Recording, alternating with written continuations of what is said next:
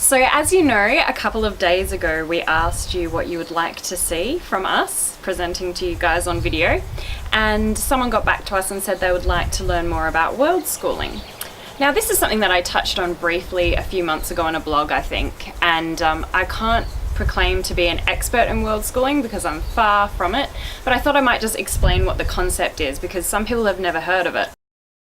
So, in a nutshell, world schooling is basically education through travel. So learning about the world as you travel rather than the formalized schooling scenario where you sit in a classroom and teachers stand up in front of you and talk to you. So rather than going to school each day, you travel with your family and they teach you on the road. So for example, you might go to the beach to learn about the science behind how waves crash onto our shore. You might learn maths through budgeting for your monthly spend as you travel as a family and how to get those costs down.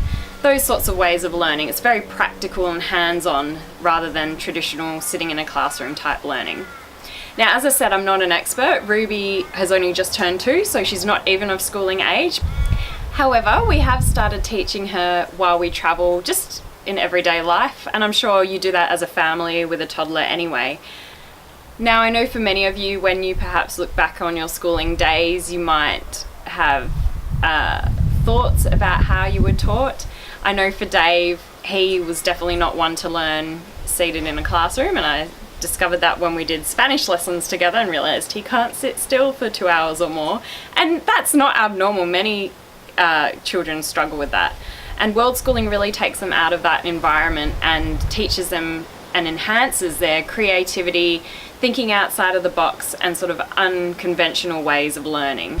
World schooling can also be as structured or as destructured as you want it. So you might sit down in your caravan or your home classroom and teach in that traditional style for part of the day, or it might be completely unstructured where you simply place ideas in front of your child and see which ideas he or she grasps and runs, and you run with that and sort of encourage them to focus on those ideas and his or her strengths.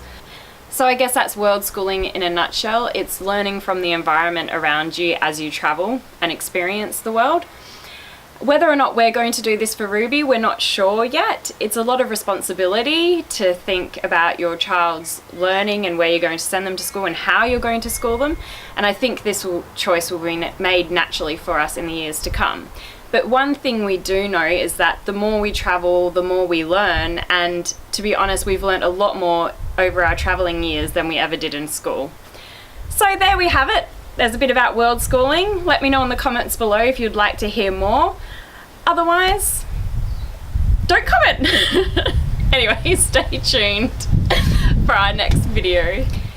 Or if you don't want to learn more about world schooling, let us know another topic that you would like Dave or myself or both of us to cover in the comments below, and we'll get back to you. Thanks.